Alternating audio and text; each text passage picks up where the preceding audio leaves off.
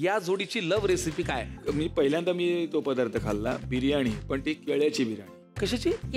केळीची. थोडक्यात आज तुमच्यासाठी होणार आहे कच्च्या केळीची बिर्याणी.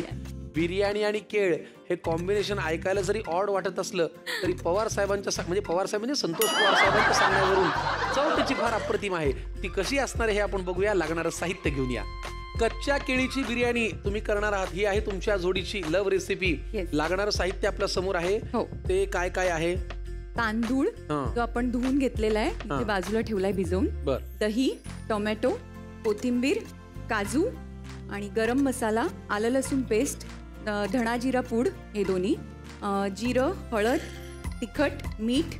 हा तळलेला कांदा आहे, हा कच्चा कांदा आहे आणि पनीरचे तुकडे आणि सगळ्यात मेन इन्ग्रेडियंट आपलं केळं, म्हणजे कच्चं केळं आहे. आणि हे आपलं फोडणीसाठी अख्खा गरम मसाला आहे. वा, फारच भारी.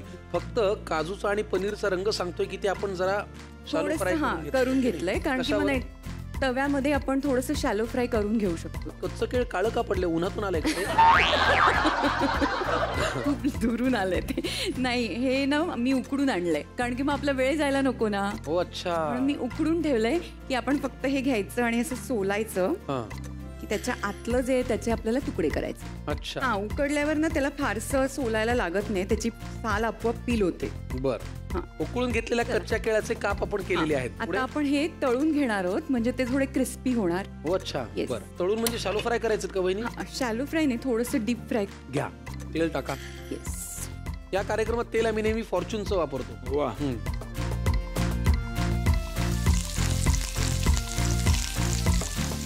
पण बघ ना, एक असंच वाक्य सुचलं आपलं, ह्या पॅनमध्ये जर तेल टाकलं खूप छान रेसिपी बनते, सगळे पदार्थ एकजीव होतात. आगीत तेल टाकलं तर भडका उडतो, मोठ्याचं नव्हतं होऊन जातं. आणि ते नव्हत्याचं होतं. हा. केळ्याचे काप छान शॅलो फ्राय झालेले. पुढे काय करायचं? आता आपण हे काढून घेऊया. खरं तर हे असे केळ्याचे काप जो शॅलो फ्राय केले. आता काय करायचं? आता आपण पुढच्या कृतीला लागूया. सांगा. आता थोडंसं तेल घालूया आधी.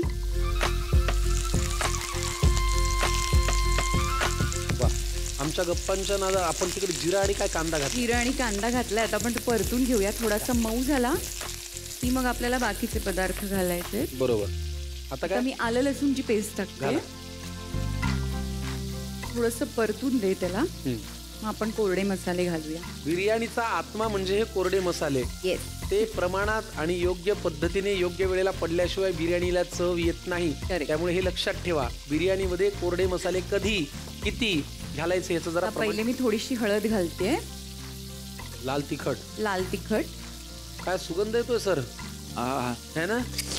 लाल तिखट थोडंसं जास्त घालते, कारण की मग आपल्याला भाताशी ते एकत्र झालं पाहिजे. घाला तुम्ही, मला आवडतं तिखट. कारण की ते मसाले करपू नये म्हणून मी थोडंसं पाणी घातलंय. करेक्ट. आता काय?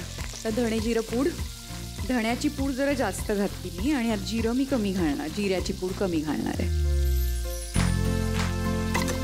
नंतर एक पोरगी आली, एकदम धीट, आणि ती व्यक्ती म्हणजे अहिल्या वेसकर.